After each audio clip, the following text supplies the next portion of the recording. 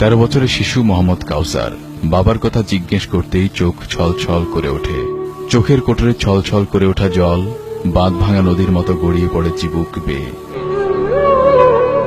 কাউসার তার মতো আরো অনেক এতিম অসহায় শিশুর মতো থাকে কারওয়ান বাজারের আম্বরশাহ মাদ্রাসায়। ক্ষুদ্র ব্যবসায়ী বাবা বেঁচে থাকতে ভালোই চলছিল সংসার, কিন্তু হঠাৎ করে পিতৃবিয়োগে অভাব নেমে আসে সংসারে।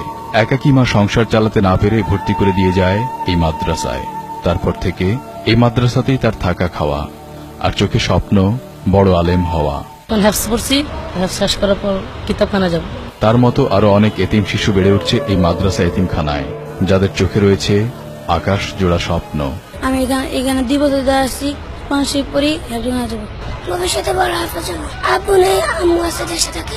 এখানে আমি টাকা পয়সা ছাড়া ফ্রি পড়ি, পোশাক আশাক হুজুররাই দেয়।